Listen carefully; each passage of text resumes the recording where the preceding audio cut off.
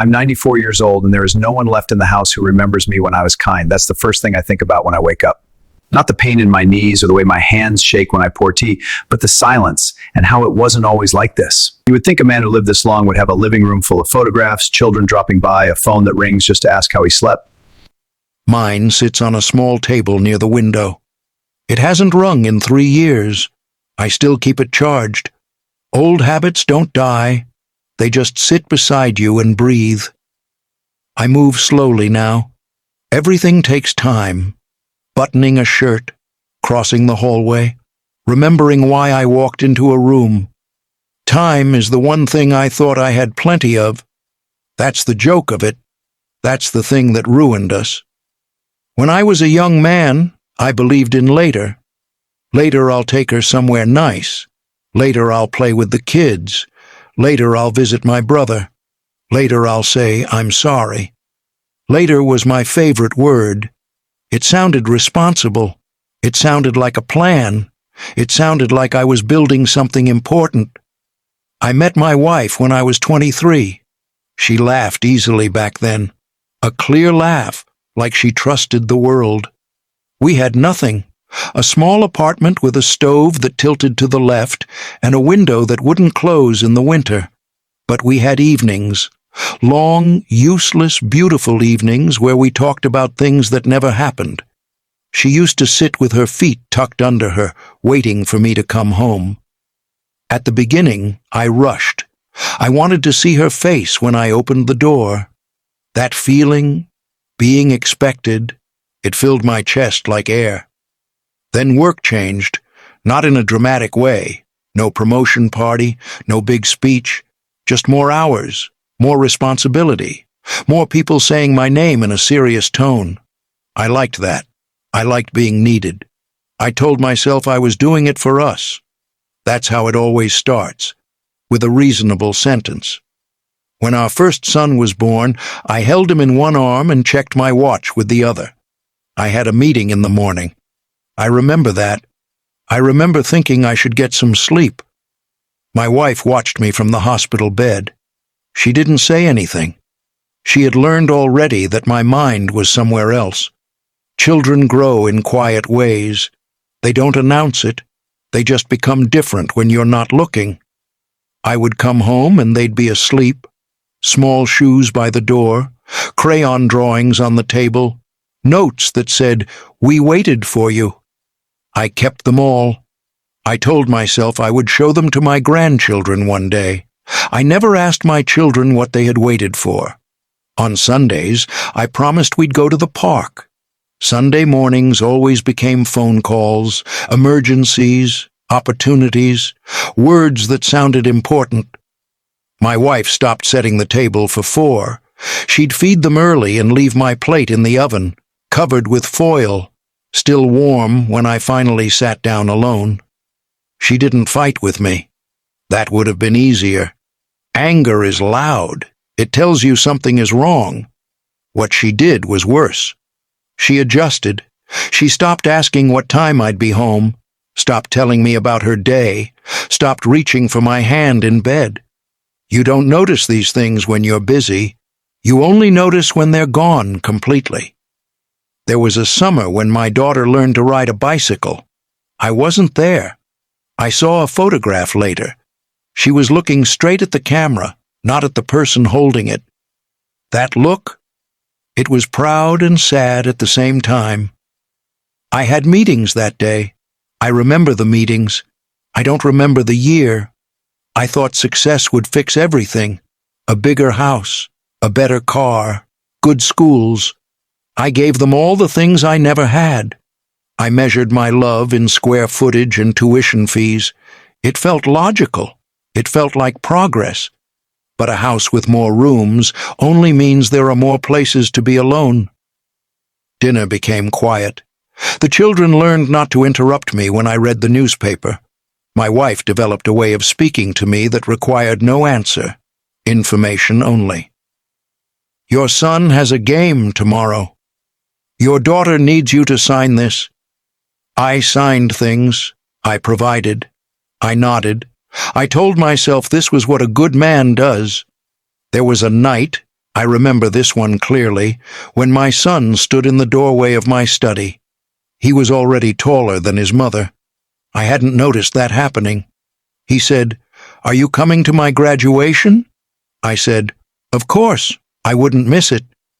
I meant it when I said it. The day came. Something at work went wrong. Not a disaster. Nothing anyone remembers now. But at the time it felt urgent, necessary. I told myself I would arrive late, then later, then not at all. That evening there was a program on my desk when I got home, folded neatly. My wife had placed it there. No note. My son didn't mention it. Not that night. Not ever again. This is how families break. Not with shouting, with silence and small disappointments that never get repaired. Years passed. Promotions came. My name was on a door. People stood when I entered a room. I shook hands. I gave speeches about dedication and sacrifice. At home, there were fewer voices. My daughter married a man I barely knew. At the wedding, she hugged me politely, the way you hug a relative who lives far away. Her childhood was full of moments she shared with her mother. I was in the background of all her memories, like a piece of furniture. My wife and I began sleeping at opposite edges of the bed. Not because we were angry, because we had forgotten how to meet in the middle. The turning point came on a Tuesday morning. Ordinary. I was 71. I woke up and she wasn't breathing. No warning, no last conversation, just the stillness of a person who had spent a lifetime waiting and finally stopped. The hospital room was bright and efficient. People spoke softly to me as if I were fragile. I kept thinking about all the evenings she sat by the window, all the meals she ate without me, all the times she looked at the door when she heard a car pass. I had assumed there would be time to make it up to her, time to travel, time to sit and talk, time to ask her what she had needed from me. There is no later when someone is gone. After the funeral, the house changed its sound. You can hear absence. It's a real thing. The refrigerator hum becomes louder. The clock sounds like it's accusing you. I tried to call my children. They were polite, busy. They had their own lives. They had learned from me how to prioritize. One of them said, "We'll visit soon." I knew what that meant. I had said it for 40 years. Soon is a word that stretches until it disappears.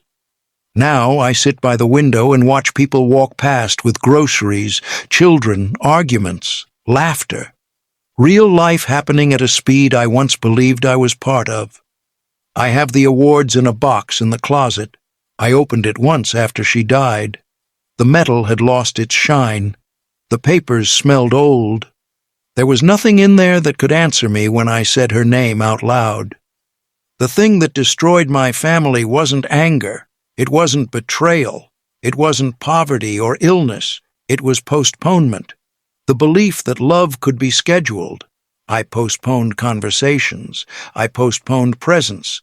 I postponed the small, useless moments that are actually the whole thing. You think you're building a future. You don't see that you're slowly removing yourself from the present, and that's where everyone else is living. If I could go back, I wouldn't change the big decisions. I would change the ordinary days. I would sit at the table longer. I would miss a meeting to watch a school play. I would answer when she said my name from the other room. Do you know what I remember most clearly now? Not the deals, not the promotions.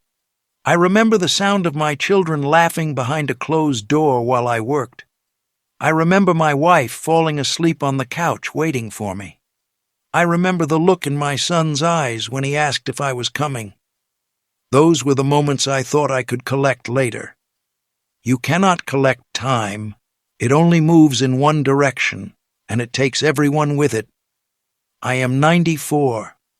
My hands tremble when I hold a cup. I speak to photographs. I apologize to the air. There is no one here who needs to hear it anymore. But you are listening. If you still have someone who waits for you to come home, go home earlier. If a child asks you to watch something that doesn't matter, watch it like it's the most important thing in the world. If someone calls your name from another room, answer the first time, not because you are afraid of losing them. That fear comes later. Do it because this ordinary, forgettable, quiet life is the only place where love exists. Success will not sit beside your bed when you cannot sleep. Productivity will not hold your hand when the doctor uses a careful voice. Approval will not remember your birthday. People will, or they won't. That is the sum of it. I am not asking for forgiveness. It wouldn't change anything. I had a good life by every visible measure. I was respected. I was comfortable. I was admired. And I was absent. Sometimes I imagine I hear her in the kitchen, the sound of a plate being set down, the way she used to hum without realizing it. I don't move. I don't want to break the illusion. This is what remains, memory and the understanding that arrives when there is no time left to use it. If this meant something to you, don't carry it like a lesson. Carry it like a small interruption in your day, a reason to close your laptop, a reason to sit beside someone without looking at the clock. That would be enough. For me, it is evening now, the kind of evening that feels final even when you know you'll wake up tomorrow. I sit in my chair and watch the light leave the room. I am 94 years old, and I finally have all the time in the world. There is no one left to give it to.